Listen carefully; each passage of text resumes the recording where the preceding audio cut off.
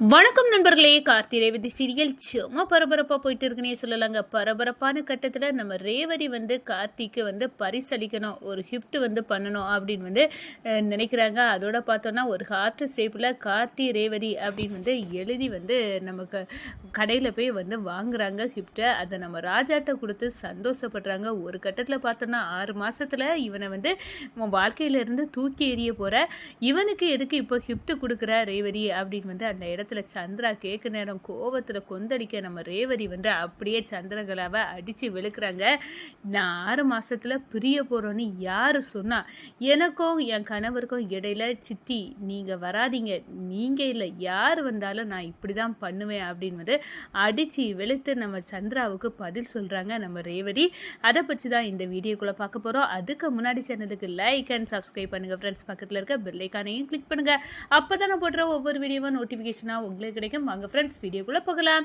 First எடுத்த உடனே பார்த்தோன்னா ஒரு சும்மா அதிரடியான பரபரப்பு கட்டம்னு சொல்லலாங்க. பரபரப்பான கட்டத்தில் தான் நம்ம ரேவதி கார்த்தி எவ்வளோ வேலை பண்ணி அந்த மினிஸ்டர்கள் வர வச்சு நம்மளுக்கு எங்கள் அம்மா கையாலேயே புது துணியை தர வச்சுட்டாரு. இந்த பொங்கல் பண்டிகையை நல்லபடியாக கொண்டாடுறதுக்கு வச்சுட்டாரு அப்படின்னு அந்த இடத்துல நினைக்கிறாங்க. எவ்வளோ பெரிய கஷ்டத்தையும் தன்னந்தனியாக தாங்கிக்கிடக்கூடியவர் கார்த்தி. அப்படி இருக்க நேரம் அவருக்கு புரிஞ்சுக்கிடாம எங்கள் அம்மா சித்தி இப்படியெல்லாம் நடந்துக்கிட்டாங்க.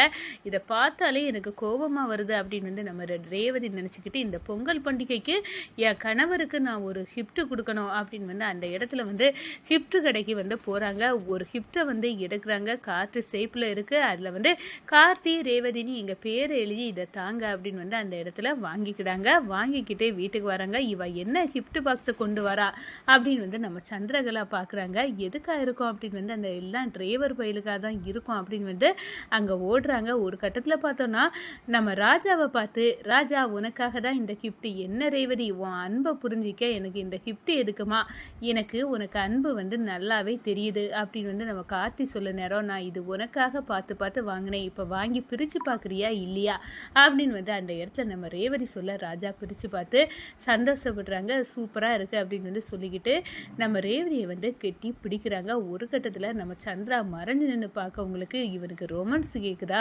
அப்படின்னு கடுமையான கோபத்தில் இருக்காங்க.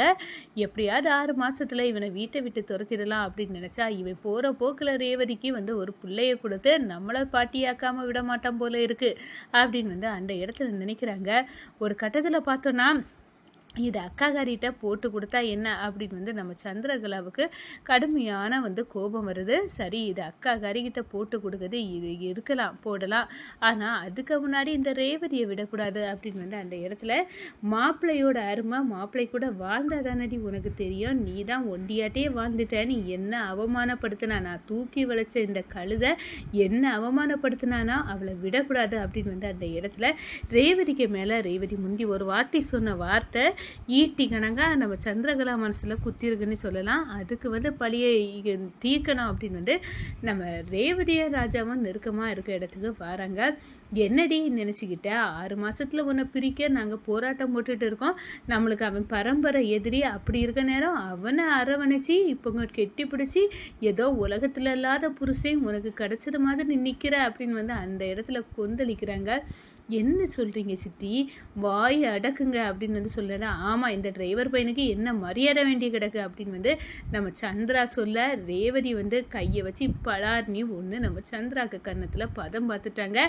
நம்ம சந்திரா அப்படியே அரண்டு போகிறாங்க. வாய் அடக்க சொன்னேம்ல சித்தி, இது என்னோட மாப்பிள்ளை, அவரை நீங்கள் யார் சொன்னால் எனக்கு இப்படி தான் கோவம் வரும், அவரை சொல்லதுக்கு உங்களுக்கு எந்த தகுதியும் கிடையாது, பார்த்துக்கிடுங்க, இது எங்களுக்குள்ளே உள்ள பிரச்சனை, நாங்கள் விவாகரத்து நான் அவரை கொடுப்பேன்னு நான் உங்கள்கிட்ட சொன்னேன்னா எதுக்காக 6 மாதத்தில் என்னையும் இவரையும் பிரிச்சிடணும்னு நீங்கள் கங்கணம் கட்டுறீங்கன்னு தெரியலை அப்படின்னு அந்த இடத்துல செமையாக கடுப்பாராங்க.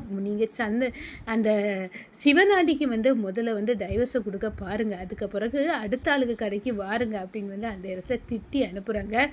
இது சரிப்படாது, என் அக்காகாரிகிட்ட இப்போ போய்கிட்டு அப்படின்னு அக்காகாரி சாமுண்டேஸ்வரி கிட்ட ஓடுறாங்க. நம்ம சந்திரா ரேவதிட்ட அடி வாங்கின சூட்டோட ஓடி போய், அக்கா அந்த டிரைவர் பயலுக்கு உன் பொண்ணு ஒரு கிஃப்டை வாங்கி கொண்டு கொடுக்காக்கா அப்படின்னு வந்து சொன்னால், அது எதுக்கடி அவன் கூட ஊரே சுற்றிட்டு வந்தா, நாங்கள் கேட்டதுக்கு அது இதுன்னு சொல்லி ஆனால் அந்த டிரைவர் அந்த ராஜா வந்து ரேவதிக்கு மனசில் அப்படி இடம் பிடிச்சிட்டு இருக்காரு. இப்போ நீ வந்து இதை சொன்னாலும் ரேவதி கேக்கையா போகிறா அப்படின்னு வந்து அந்த இடத்துல சொல்கிறாங்க. அப்படியெல்லாம் நீ விட்டுதாங்க்கா, இப்போ வந்து கெட்டி பிடிச்சதை 2 பேரும் கெட்டி பிடிச்சி ரொமான்ஸ் ஆட்டு இருக்காங்க, நான் என் கண்ணால் பார்த்தீங்க அப்படின்னு வந்து சொல்ல நேரம், இது சரிப்படாது, 6 மாதத்தில் ஒன்றை வேணா பாரு அவன் பாட்டி ஆக்கிடுவான் அப்படின்னு வந்து அந்த இடத்துல சொல்கிறாங்க. ஒரு கட்டத்தில் பார்த்தா நம்ம சந்திரா வந்து நம்ம சாமுண்டேஸ்வரியை தூண்டி விட்டுட்டு நம்ம சாமுண்டேஸ்வரியை வந்து ஓடுறாங்க.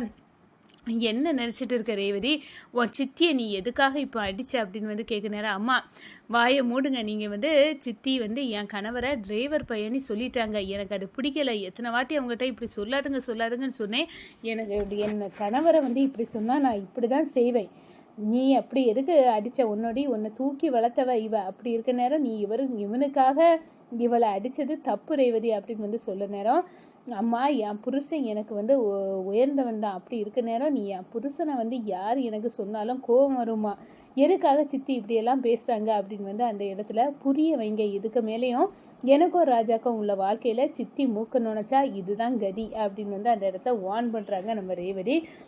அக்கா இது சரிப்படாது, இந்த இவனை வீட்டை விட்டு துரத்தலாம் அப்படின்னு வந்து சொல்லியிருந்தேன்னா, துரத்தலான்னா அவன் ஊனா கோர்ட்டு ஆர்டரு அப்படின்னு ஒன்று கையில் எடுக்கான். இப்போ என்ன பண்ண சந்திரா, இவனை இருக்கிறது எனக்கு கூட தான் பிடிக்கல, ஆனாலும் நான் வந்து பொறுமையாக இருக்கேன், அப்படி இருக்க நேரம் நீனும் கொஞ்சம் பொறுமை காத்து தான் தீரணும் அப்படின்னு வந்து சொல்ல நேரம், நீ வந்து பொறுமை காக்கலாம், எனக்கு வேலையாக இவங்க 2 பேர்த்தையும் பிரித்து மேயணும்க்கா, அதுதான் எனக்கு வேணும் அப்படின்னு வந்து அந்த இடத்துல வந்து கொந்தளிக்கிறாங்க. அதோட பார்த்தோன்னா நம்ம ரேவதி வந்து ராஜா கிட்ட சொல்கிறாங்க, ஊரில் உலகத்தில் எல்லாத்துக்கும் நீ நன்மையே செய்திருக்க, எல்லாரும் ஒன்றை பிடிக்குது, ஆனால் எங்கள் அம்மாவுக்கும் இந்த சந்திரகலா சித்திக்கும் ஏன் தான் ராஜா பிடிக்க மாட்டேங்கு அப்படின்னு வந்து கேட்குறாங்க. ஒரு கட்டத்தில் நம்ம ராஜா சொல்கிறாங்க, இது எல்லாம் உங்கள் பாட்டி சிவகாமி சாவுக்கு எங்கள் தாத்தா பாட்டி தான் காரணம் அப்படின்னு வந்து தவறான கண்ணோட்டத்தில் பார்த்து தான் இது வந்து இவங்க இப்படி நினைக்கிறாங்க. அதுக்குள்ள ஆதாரம் வந்து கிடைக்க போது கண்டிப்பாக வந்து உண்மை தெரிய வரும். உண்மை ஒரு நாள் வெளியே வர நேரம் உங்கள் அம்மாவுக்கும் சரி உங்கள் சித்திக்கும் சரி வந்து எங்கள் தாத்தா பாட்டி குடும்பத்து மேலே உள்ள பகை மாற ரேவதி, அதுவரை நம்ம பொறுமையாக தான் இருக்கணும் இந்த விஷயத்தில் அப்படின்னு வந்து அந்த இடத்துல சொல்கிறாங்க. ஒரு கட்டத்தில் நம்ம பரமேஸ்வரி அவங்களுக்கு வந்து ஒரு சின்ன டவுட் வருது, அவங்க வீட்டில் தானே வேலை பார்த்துட்டு இருக்காங்க, நம்ம சாமுண்டேஸ்வரி வீட்டில், அவங்களுக்கு இந்த ஃபேமிலி கிட்ட தான் நம்ம உண்மையை உடைக்க நம்ம கணவர் சொன்னாரா அப்படின்னு வந்து நினைக்க தொடங்கிட்டாங்க. அதே நேரம் இவங்க ராஜசேதுபதியோட குடும்பம் அப்படின்னு வந்து எப்போமாவது வந்து வாயிலேருந்து லீக் ஆகிட்டா இந்த உண்மையை கொட்டி நம்ம வந்து சொல்லிடலாம் அப்படின்னு வந்து காவல் இருக்காங்கன்னு சொல்லலாம். இந்த சைடை பார்த்தோன்னா கண்டிப்பாக இந்த உண்மையை வந்து தெரிய வரணும், நான் அந்த பரமேஸ்வரி அவங்கள தேடி கண்டுபிடிப்போம் அப்படின்னு வந்து அந்த இடத்துல நம்ம ராஜாவும் மயிலை வந்து நினைக்கிறாங்கங்க.